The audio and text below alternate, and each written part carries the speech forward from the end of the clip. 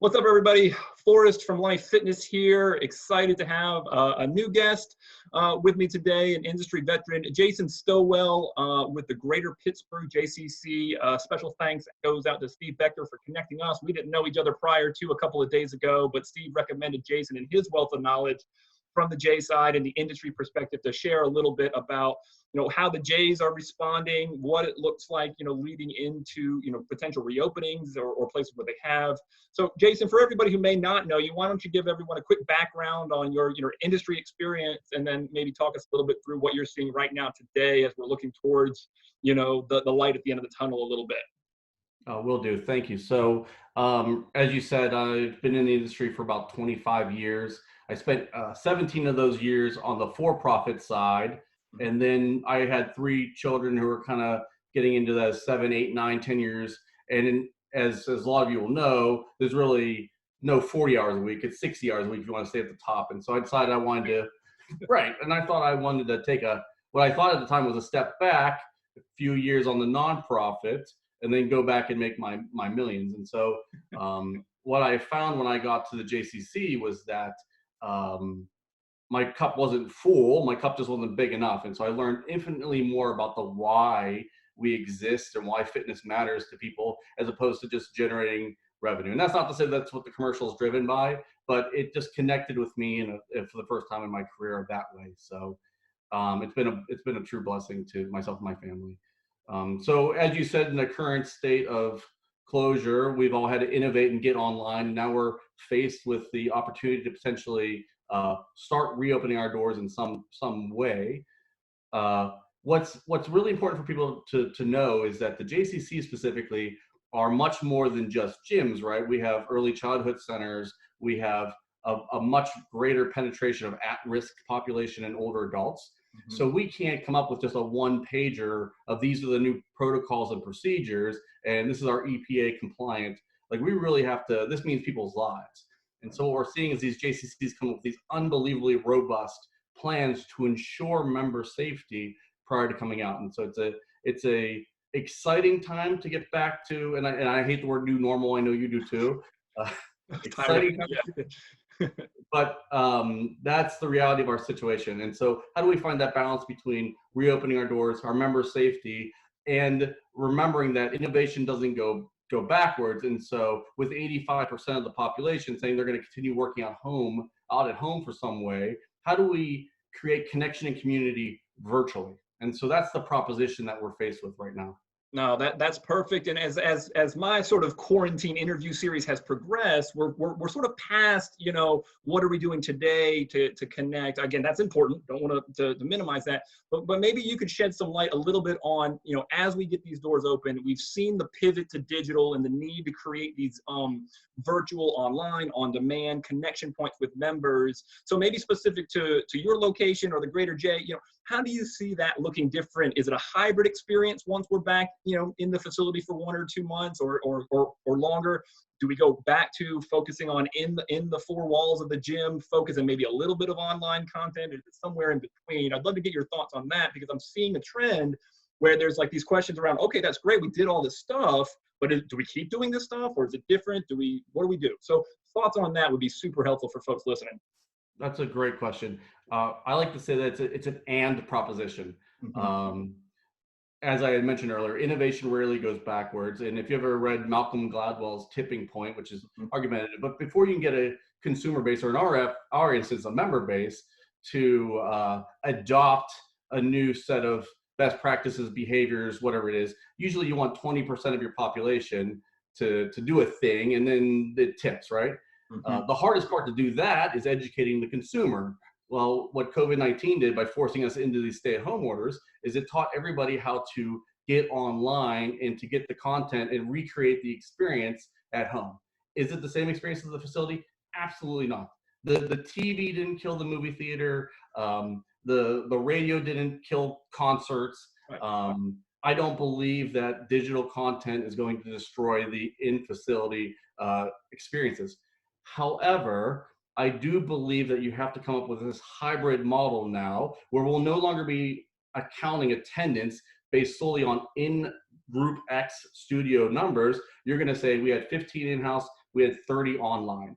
And there's so many advantages to that, as far as forward thinking, staying ahead of the curve, as well as, we don't have to turn people away at the door anymore. They can say, okay, well, I tried registering for the class. There's no room. Fortunately, I know how to get online and do the class from my living room, which I've been doing for the last 8 weeks anyways. So I do believe that those facilities that believe that we're going to just go back and our social media platform, our virtual engagement platform is going to just off, I think that is going to put you at a disadvantage, because the industry has shot forward 24 to 36 months, and this is where we're going to be moving forward. No, I think that's what we're seeing, and I'm going to put you on the spot just a little bit more, and I'm going to ask Jason, if he were running the Pittsburgh JCC and it was your keys to drive the car, do we monetize that experience in a different way from a regular gym membership? And again, there's a million right answers to this question. It's all about how you implement it, but would love to get your specific insights on that, because that ends up being the question, right? When we talked about like the revolution towards small group training and boutiques and the club within a club experience, when we started doing TRX classes and functional fitness, do we just include that in the membership, or do we charge extra? Do we lower our entry level membership and then charge more for the full experience? I perceive that on-demand technology-based experience to be a similar story that we're experiencing, but now it's, do I offer on-demand classes as part of the experience for whatever I charge for my fitness membership? Do I charge more for a dual membership where you get both, or do I lower it to get folks in the door almost as a loss leader, but then charge higher for this full experience? And again, there's a full business model to flesh out here. But for simplicity's sake, we'd love to just kind of get Jason's thoughts on that. Again, not holding you to it in terms of implementing it tomorrow in Pittsburgh, but what are your thoughts on that? I know there's pros and cons to all of it. That is not only a great question, but an unbelievably important question that we're all going to be faced with quickly here. So my thoughts on that are twofold. One, a business model geared around, let me step back. We all had to innovate rapidly to engage, assure, support our members at home. And so what we did, we all froze everyone's memberships because we pretty much had to. And then we started messaging them, hey, join our classes for free right now. So most of us got online and did it absolutely free of charge, simply to stay relevant and sustainable, because we didn't do it, then they're all going to go to Beachbody or to Peloton or some version, right? If we weren't going to meet them, they were going to navigate elsewhere, right? So we all did that. However, a business model geared around offering a free program in perpetuity is a good way to eventually go out of business. That's not a business model. The major players out in the industry are offering or ending their free offerings over the next 30 to 90 days as we start to reopen. And their models they're looking at are one of three ways. Don't do it, just get offline, right? Don't give them that choice. Two, add as an inclusive piece, your membership includes, or a standalone add-on. And here's my specific piece of my rationale. I recommend using it as a standalone add-on. And just so you know, the tagged average price now is only $9.99 a month for only content. Here's why I think you need to add it as an add-on. Now, you can do a sale that call it inclusive of your price if you join today, but we don't know what sustainability in the face of uncertainty looks like. It is not impossible that we're going to season future stay-at-home orders, right? COVID cases might spike in the next 2 weeks, and we're all closed down again. If you offer the value proposition and inclusive in your membership, when you go back to freezing, you're going to have a trouble saying, well, we're going to keep a fractional portion of your membership dues active because we're giving you a fractional portion of your piece. That's going to be challenging. However, if you say your membership is $50 a month for easy math, and we're going to give you this $9.99 virtual content if you join today free, if you reclose, it allows you to say, we will not bill you for your in-house membership dues. We will only continue to serve you with your digital content, and you will be paying this reduced price. It gives you almost permission to continue billing. Is it a substantial form of revenue? Absolutely not, but it is absolutely better than zero, and it'll be a lot easier to navigate the message that way than either of the other two models. And that's how I would do it personally. No, I like that from a very, very basic value proposition statement. When we look to give things away for free, it stops becoming a value proposition. It starts becoming a commodity. It becomes expected. And again, don't get me wrong, in my world on the fitness equipment side of things and in the gym membership, fitness membership side of things, there's got to be someone that's going to do it. There's an opportunity to gain market share with that move, and that's going to happen. And then there's the impetus back on the facility to deliver the quality content that's going to engage with their members and their community. So I think I align with you on that, to derive some value around it, make it quality content, create that connection point that kind of extends what you're currently doing and potentially, future proofing yourself for potential, relapses, heaven forbid. But again, speaking realistically, I also agree with you on that. That's a possibility. We shouldn't live in fear of that, but if there's things that we can do to better position ourselves for what the future fitness industry looks like, I think we're all, better served for that.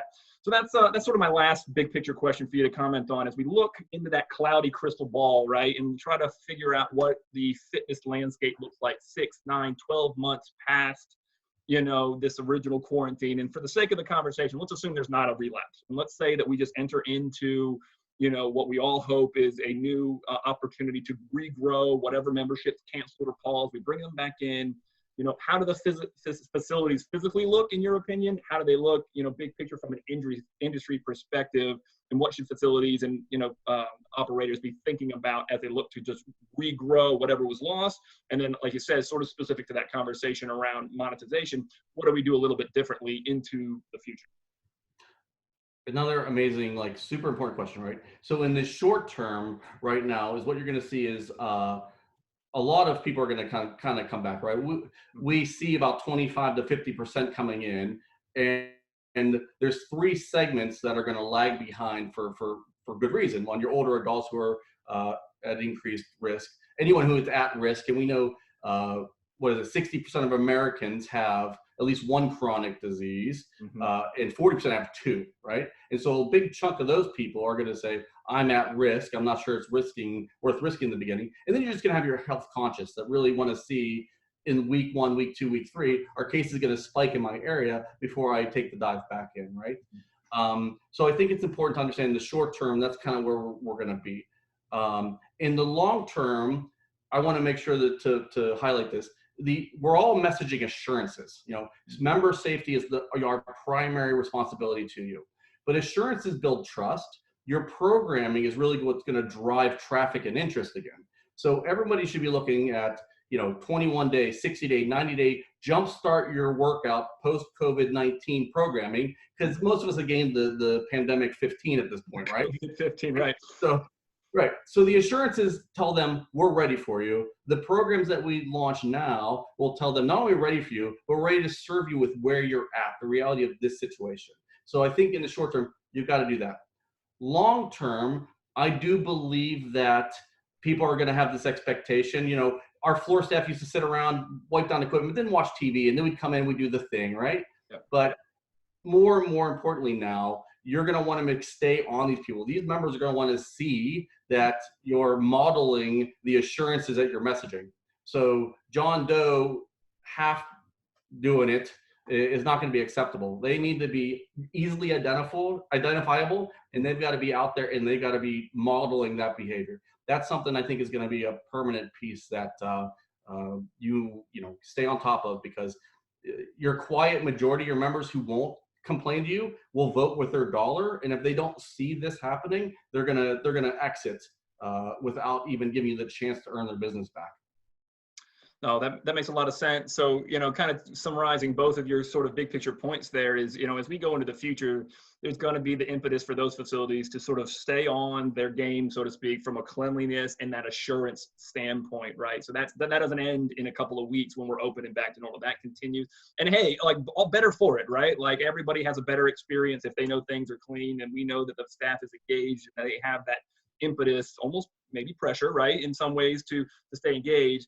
And maybe you couple that sort of, textbook 101 type things to sort of the innovative opportunity, like you described, to stay really engaged on that digital platform, potentially create a model that allows some monetization around that, so that going into, that cloudy future, that you've got the opportunity to sustain regardless of what happens, physically, again, heaven forbid any kind of relapse. But even if it doesn't, right? Even if that continues to go, we have more connection points, the ability to engage the value, drive the value of what a fitness facility can offer. And, from that side of things, I really think, the fitness industry as a whole is going to be stronger. It's going to be better. It's going to deliver a better product, quote unquote, to its members than maybe it did or felt like it had to for whatever reason prior to all of this. So I hesitate to ever say that this situation has been a good thing, but if it out of the, the ashes a little bit, we come with some innovative, growth opportunities. I see that as a really neat, byproduct of the, the struggle that we kind of went through a little bit or are currently going through with your still front. So I absolutely think new lines of revenue are going to come out of this. Yeah. Your department there, you should have a virtual programming department now with recordable revenue. I believe personal training coming out of this is the same thing. You're going to start selling hybrid agreements. We're going to do 1 to 2 sessions in-house, and then we're going to do 1 at home potentially. We're going to do check-ins at home. I absolutely believe that we already saw from statistics out there that people they were associating your physical and your digital presence as a singular experience. We were already calling that website and that site as a single experience. And so your programming, again, remember, innovation goes forward. Now you're programming the experience digitally, and that is going to be associated with your in-house experience. And so the expectation is still going to be able to get what I want, how I want it, when I want it, which means I can't make it to the center to do personal training on Mondays. So can I meet with you on Wednesdays? And every Monday, can we just do a digital version of that? Even if it doesn't come to fruition, I would absolutely be ahead of it. Put the programs out there, put the offerings out there, and let people vote with their dollars. But if you don't offer something now, you're going to be behind the curve, and you're going to risk being innovated out of relevancy. No, I think that's important, right? For everybody to consider, and probably right, that there needs to be some sort of adaptation in some capacity. And for those that really try to lead out in that, I think they're going to see some returns on that. So, Steve, really appreciate the big picture. Sorry, Jason, the opportunity to connect with you on this. I think there's some great insights for folks that want to connect with you. We'll tag you on LinkedIn and everything, but is it okay if they reach out with further questions and everything like that? Absolutely. I'm a big nerd for the industry. I love this. LinkedIn's great. You can also find me. I'm the new host of the Fitness Business Podcast Industry Trends. So so either that or the JCCA is fantastic. I'd appreciate it. Yeah, and again, side shout out to the Fitness Business Industry Podcast. I listened to it. It's really insightful on a whole host of other topics. So definitely check that out as well. If we can post a link in the comments, we'll do that as well. Jason, a million times thanks, man. This has been super helpful. On behalf of me and Life Fitness, appreciate your time. And, until next time, we'll stay safe and we'll get these facilities open. We'll have some fun once they are. Thanks, man. Thank you.